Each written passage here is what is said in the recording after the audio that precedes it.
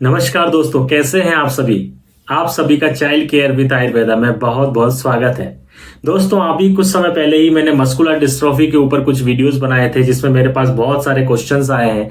लोग जानना चाहते हैं और मस्कुलर डिस्ट्रॉफी के बारे में। तो आज मैं आपको बताऊंगा कि जो मस्कुलर डिस्ट्रॉफी डीएमडी होती है, जिसे हम डुचेन्स मस्कुलर डिस्ट्रॉफी बोलते हैं, और दूसरी होती है बेकर्स मस्कुलर डिस्ट्रॉफी, इन दोनों में अंतर क्या है, या हम कैसे किसी बच्चे को देखकर इन दोनों में डिफरेंशिएट कर सकते हैं कि इस बच्चे को डीएमडी है या बीएमडी है। तो दोस्तों, इस वीडियो को ध्यान से देखिएगा और दोनों में अंतर जरूर समझिएगा। दोस्तों, जो डीएमडी होती है, डी फॉर डॉग, डीएमडी जो होती है डुचेन्स मस्कुलर डिस्ट्रॉफी, यह अर्ली एज से शुरू हो जाती है। मींस 5 साल से कम उम्र के बच्चों में ही यह बीमारी शुरू हो जाती है। जबकि बीएमडी, बेकर्स मस्कुलर डिस्ट्रॉफी, इसका स्टार्टिंग लेट एज में होता है। लगभग बच्चा 10 साल, 11 साल या 12 साल के आसपास होता है, उस समय यह बीमारी बच्चों को शुरू होती है।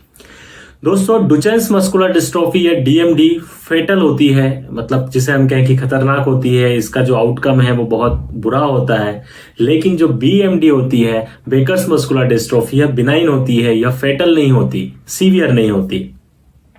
तीसरी चीज होती है दोस्तों की जो डीएमडी है, डुचेन्स मस्कुलर डिस्ट्रॉफी जो होती है, यह बहुत फास्ट प्रोग्रेसिव होती है। मतलब यह बीमारी बहुत तेजी से बढ़ती है और धीरे धीरे बच्चे को कमजोरी आना शुरू होती जाती है, धीरे धीरे कमजोरी बढ़ती जाती है। मतलब इसमें जो कमजोरी होती है बहुत तेजी से आगे बढ़ती है। जबकि बेकर्स मस्कुलर डिस्ट्रॉफी बीएमडी में जो वीकनेस होती है बच्चे के अंदर, वो धीरे धीरे बढ़ती है। ये इन दोनों में बेसिक डिफरेंशिएशन होता है। डीएमडी, डुचेन्स मस्कुलर डिस्ट्रॉफी के केस में रेस्पिरेटरी इंपेयरमेंट भी मिलता है। मतलब इसमें आगे चलकर बच्चे को रेस्पिरेटरी रिलेटेड प्रॉब्लम भी होने लगती हैं। जबकि बीएमडी, बेकर्स मस्कुलर डिस्ट्रॉफी के केस में रेस्पिरेटरी इंपेयरमेंट बिल्कुल नहीं होता। उसमें बच्चे को सांस लेने में तकलीफ नहीं होती है, या रेस्पिरेटरी सिस्टम से रिलेटेड प्रॉब्लम्स बहुत ही रेयरली होती हैं। दोनों के इन्वेस्टिगेशन में ही आपको सीपीके की जांच करानी है। सीपीके, जिसे मैंने आपको बताया था कि एक एंजाइम होता है ब्लड में। यदि किसी भी प्रकार की मस्कुलर डिस्ट्रॉफी है तो ब्लड में इसका लेवल बढ़ जाता है। सीपीके की नॉर्मल वैल्यू होती है 150 से 50 से लेकर 150 या 200 इंटरनेशनल यूनिट तक। लेकिन यदि ब्लड में सीपीके का लेवल बढ़ा हुआ है तो उसे हम मस्कुलर डिस्ट्रॉफी कहते हैं। अब दोस्तों, यदि डुचेन्स मस्कुलर डिस्ट्रॉफी का केस है तो यहाँ पर सीपीके का लेवल ज्यादा बढ़ा हुआ होता है। मींस 10 टाइम्स, 100 टाइम्स, 1000 टाइम्स की रेंज में होता है। जबकि बेकर्स मस्कुलर डिस्ट्रॉफी या बीएमडी के केस में सीपीके का लेवल उतना बढ़ा हुआ नहीं होता कंपेयर देन डीएमडी। तो इस तरह से दोस्तों, दोनों के ही केस में सीपीके के लेवल में भी काफी अंतर देखने को मिलता है।